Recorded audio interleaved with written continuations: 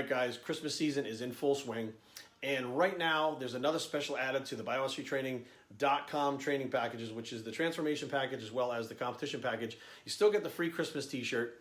You still get the specialization plugin. But now, I had 2018, I want to do a lot more personable stuff as well as in-person appearances. Heading in that direction, what I want to do is something a little special for you guys for Christmas.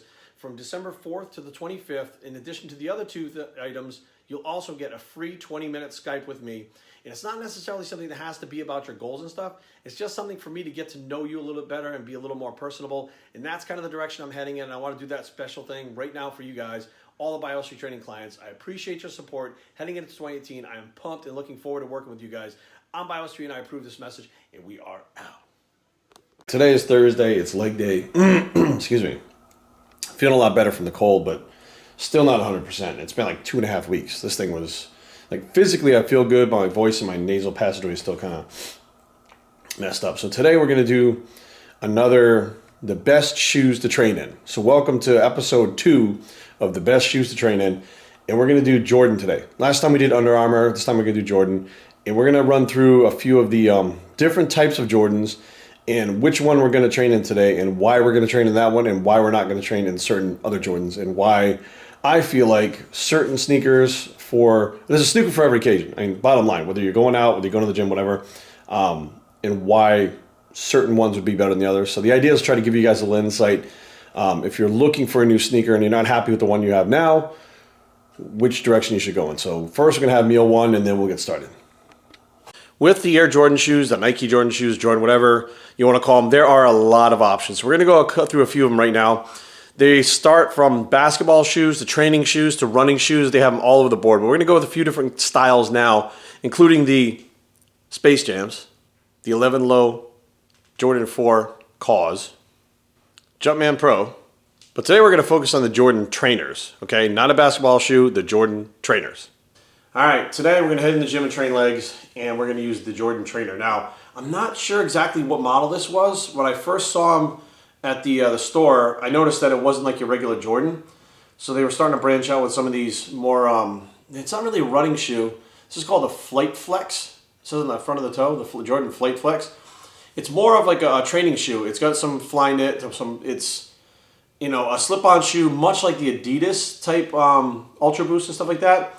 It's super lightweight, okay? It's got I think a foam composite in the bottom. I don't believe it's air. It doesn't feel like it has any kind of pockets in there anywhere or anything like that. It's got a heel tab, okay? Again, it's very similar to the Adidas type style. So super lightweight, super easy to wear, and you know, overall, I think it's a pretty good shoe. But we're gonna see how these stack up as far as being the best training shoe or best shoe to train in. Thing that I've always done before we head out is if I'm wearing like a pair of Jordan shoes, I'll usually wear like a Jordan shirt, Jordan shorts. I'm wearing the Nike compression tights because like Jordan doesn't wear them right now. I've just kind of always been like that. In high school, like Calvin Klein, I'm dating myself now. Calvin Klein was a big designer, Tommy Hilfiger, and I would wear like Calvin jeans, Calvin fucking t-shirt, Calvin underwear. And I don't think they had socks at the time, but when they eventually came out with Calvin Klein socks, I wore that too. And like if I was wearing Tommy Hilfiger, I was like Tommy Hilfiger head to toe. I was like fucking Mr. Matchman, right? I've just kind of always been like that. Like I don't like mixing brands a lot of times. And then as I get into sneakers, sneakerheads really fucking hate it when you wear like Nike sneakers with Adidas pants. Like they fucking hate that shit. I remember wearing a pair of Nike socks with a pair of Yeezys that I just had on for a video I was filming for my other sneaker channel. And the fucking sneakerheads lost their shit. They're like, how can you wear a pair of Nike socks with fucking, Adidas sneaker? I was just like, holy shit. So some people take that shit really seriously, but you know, if you see me covered in head to toe in something, it's not because I'm sponsored by them. Somebody was like, congratulations on your Under Armour sponsorship. I'm like, Under Armour sponsorship? What the fuck?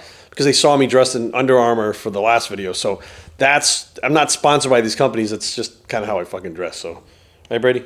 All right, let's just get the fuck out of here. You good boy, buddy? Then you got to go do legs. You want to do legs? No? Like, fuck legs? You got good legs, though. Look at you. Your fucking legs are jacked, buddy.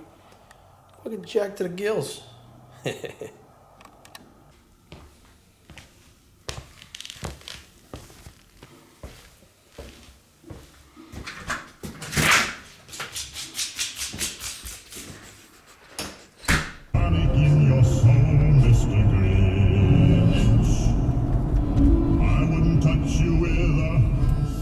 What? It's Christmas. All right, we start out with leg extensions, and of course, it really doesn't matter what you wear in your feet for leg extensions. Let's face facts. But I usually just warm up my knees with leg extensions. It's just an old school thing I've always done, and it makes my knees feel better. Now, first exercise that the shoes do make a difference is the one-legged split squats like this with the little slider thing on my foot. I like to do these because it is a very functional movement, and as I'm getting out of bodybuilding more into trying to maintain fitness, these help a lot. Now, if you look at my front foot, you'll notice that it's pretty stable, but you can see my foot come up a little bit.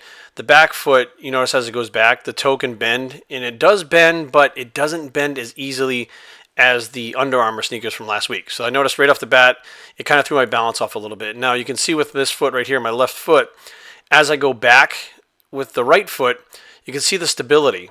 Now, of course, you don't want something too tight around the ankle, but the stability on these for the ankle, because it's cut so low, really kind of throws it off. And even though, like, barefoot, I can actually do these better than I was doing them in the shoes. So the shoe's pretty solid on the bottom, but lacks a lot of support in the ankle. So walking lunges, I think you could probably roll your ankle pretty easy with these in general. Next exercise is the one-legged leg presses. It's a very solid shoe for that. No issues with the ankles on this. It's solid on the bottom. And, it's, pretty much a good shoe for doing these. But then again, you'd have to be really wearing something kind of fucked up to mess up your ankle doing the one-legged leg presses. It's a solid machine. It's a solid exercise. You're pushing through your heel. The stability is fine with these. It's not really that big of a deal like it is with the one-legged split squats.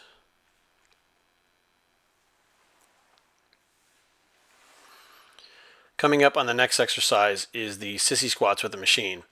Now, these, again, they dig into the ground just fine, which keeps your balance. And I do notice that, again, I'm having a little bit of weird stability in the ankle with it. You're not really seeing my feet rotating much, but you can actually see the heels, the toes start to come up a little bit. Not so much with the other pair of shoes that had more support in the ankle. So what I didn't even realize was this exercise actually does take quite a bit of support in the ankles. And the lack of support because the shoe doesn't really move very well actually shows up in this exercise too. Calf raises. I thought this shoe was actually really good for calf raises, to be totally honest with you. The lack of flexibility in the ankle worked out really well for these. Now, the way that this machine is, it doesn't look like I'm going that far down, but I am actually getting a good stretch in this, the way that the roundness on the step is. And I noticed I could get a pretty good stretch with it, a pretty good contraction, and it didn't really impede any of that. It didn't feel like my ankles are unstable. So overall, I think for calf raises in general, this shoe, the Jordan shoe, the trainer, is by far better than the Project Rock Delta. And of course, for cardio, bottom line is I do the bike. It doesn't matter what shoes you wear on the bike. Treadmill, they're not too good on. Stairmaster, I think they're pretty good on. Done training, home eating, getting ready to go to Rockville to train my clients. And now we'll have to rate this. So on a scale of 5 stars, I'd give the Jordan trainer for looks, like aesthetics, looks, I'd give it a 5. It looks like a cool shoe. A couple people in the gym were like, what are those? Because they had never seen a Jordan trainer before. But I also think price-wise, it's pretty good. Because I believe, I don't remember exactly what I paid for them, but they were under $100. So they were like 80 or 90 bucks, which cost-effective is pretty good. It's cheaper than the other Under Armour ones.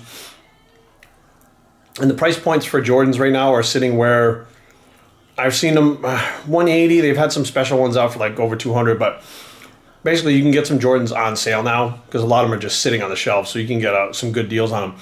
Now, as far as performance, out of 5 stars, I would give it a 3.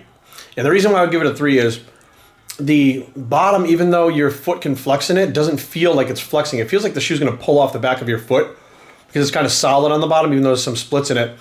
And there's 0 ankle stability in it, okay? Which that's the only part that I really didn't like.